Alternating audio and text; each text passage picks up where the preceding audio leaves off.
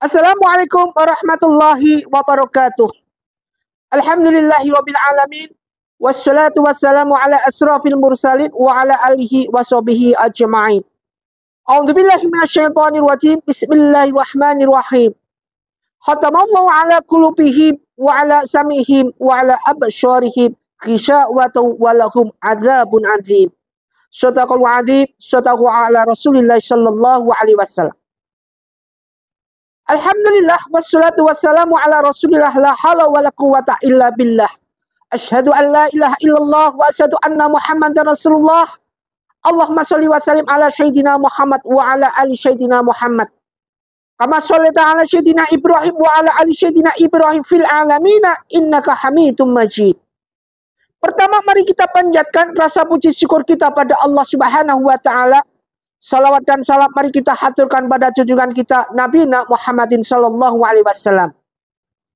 Ma'asyiral muslimin muslimat rahimatullah, dimuliakan Allah Subhanahu wa taala. Bismillahirrahmanirrahim. Di dalam ketika kita melangkah, di dalam ketika kita menggali atau mencapai atau ingin menggapai segala sesuatu, punya cita-cita, keinginan, dan segala sesuatu, semua itu tidak terlepas dengan apa yang dinamakan fi qulubuhum, yaitu hati. Hati manusia.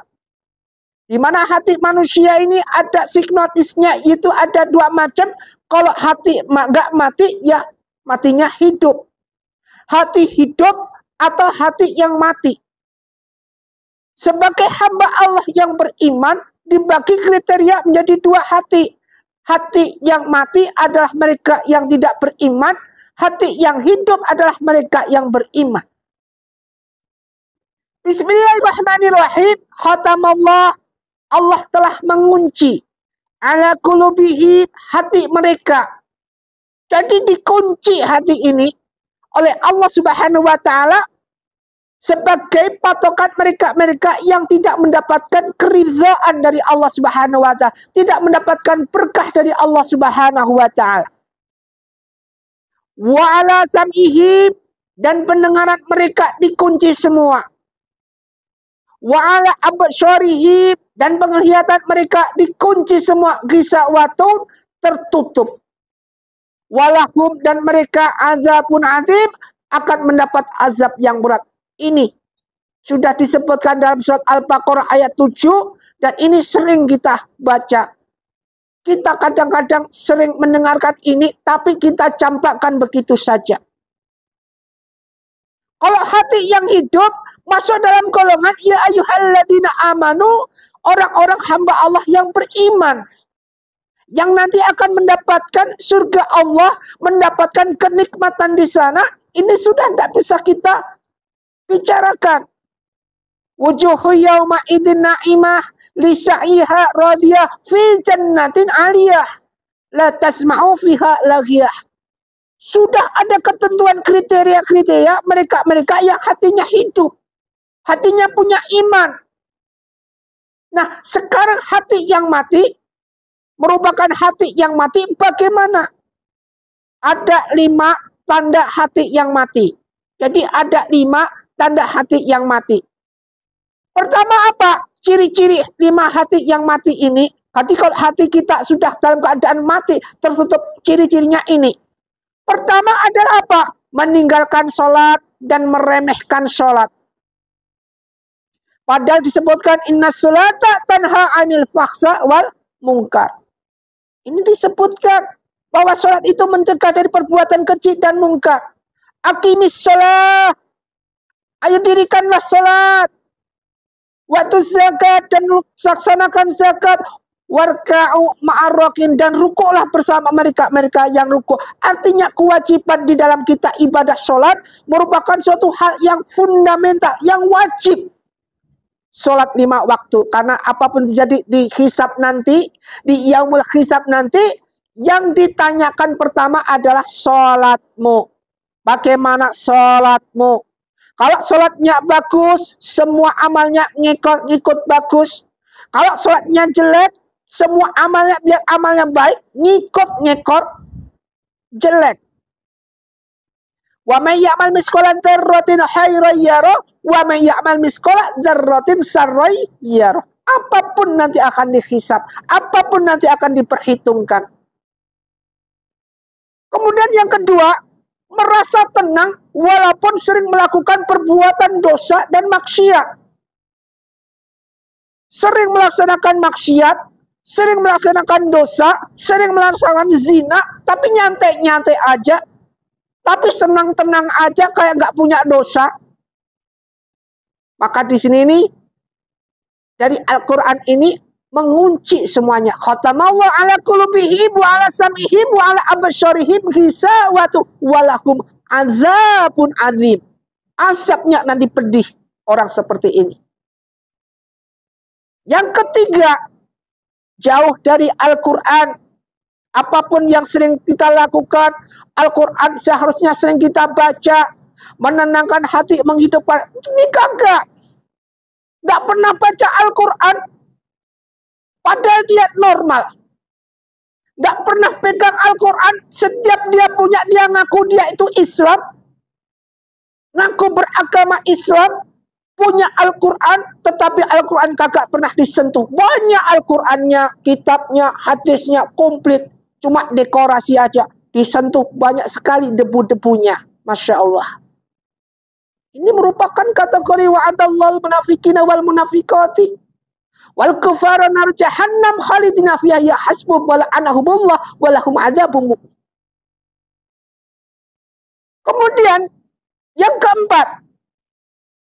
Jadi kalau yang tiga tadi jauh dari Al-Quran, pasal sudah disebutkan al-jannatu mustaqati ila arba'ati nazari, surga itu merindukan 4 golongan. Salah satu golongan adalah talil Quran tadi. Orang yang sering membaca Al-Quran. Dari itu baca itu nanti Al-Quran. Sering dibaca, sering dipelajari, dibaca. Gak bisa Arabnya, Latinnya kita baca. Sambil belajar berguru sama ustadz atau ustazah. Waktunya gak usah kita merasa diri kita sudah tua, terlambat belajar. Gak pernah. Jangan pernah perasaan punya seperti ini. Putus asa seperti ini bukan merupakan hamba Allah yang terberkati, yang terrahmati. Bukan. Hamba Allah mendapatkan hidayah, mendapatkan rahmat, ada senantiasa menyesal dengan perbuatan dosa-dosanya. Ya ayyuhalladzina amanu tubu ilallah taubatan nasuha. Ini hamba Allah yang merupakan hamba Allah yang sempurna. Kemudian yang keempat, hanya memikirkan urusan duniawi. Urusan duniawi adalah nomor satu. Tidak pernah mendengarkan segala sesuatu apa yang berbau ukhrawi. Dunia terus dikejar, ukhrawi kagak usah. Di dunia terus dunia. Padahal dia umurnya berapa? Umurnya dia sudah 60 ke atas. Bukan memikirkan akhiratnya, tapi memikirkan dunia terus dikejar-kejar terus. Katanya harta nanti akan bisa mencukupi segala, akan bisa menolong segala. Dengan apa yang dia lakukan, trik-trik yang dia terapkan, dia akan bisa. Karena ketika Allah memanggil kita dalam waktu dan kurun yang Allah sudah tentukan, kemana kita lari? Tidak akan bisa kita luput dari maut. Setiap yang bernyawa pasti akan mati. Tidak akan orang bisa lepas dari sakaratul maut apabila Allah sudah menghendaki. Nah, sakaratul maut yang bagaimana? Semakin banyak orang mengejar duniawi, semakin banyak nanti semakin panjang hisab kita nanti di akhirat. Jangan bangga dengan kita punya harta banyak, semua harta satu detik pun, satu amal pun, satu, semua nanti ditanyain. Dan kita harus jawab. Yang jawab bukan lisan kita, yang jawab adalah semua yang bergerak sebagai saksi. Saksi melakukan perbuatan dosa. Bicara sendiri, tangan bicara sendiri, badan bicara sendiri, semua bicara sendiri sebagai saksi. Dan dia tidak pernah akan bohong. Kalau lisan kita bisa bohong, akan tetapi semua yang nanti akan jadi saksi ketika kita berbuat, dia akan bicara. Yang kelima, enggan mau belajar agama dan gak mau dinasihati. Coba bisa kita pikirkan, bisa kita bayangkan. Andai kata kita enggan belajar agama, bagaimana kita bisa dekat sama Allah? Bagaimana kita bisa mempelajari ilmu-ilmu Allah? Bagaimana kita bisa belajar dalam Al-Quran?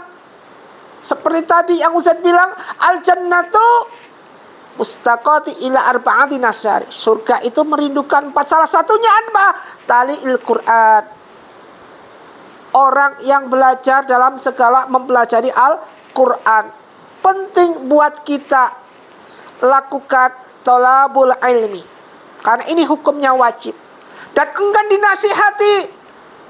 Gak mau dinasihati, kita tidak mau menerima masukan. Padahal masukan ini merupakan suatu membangun mental kita. Membangun suatu imajin kita yang tadinya imajin kita salah. Ma'asyiral muslimin muslimat rahimatul dimuliakan Allah. Mudah-mudahan apa yang kita lakukan ini, hati kita tidak mati di mata Allah Subhanahu wa Ta'ala.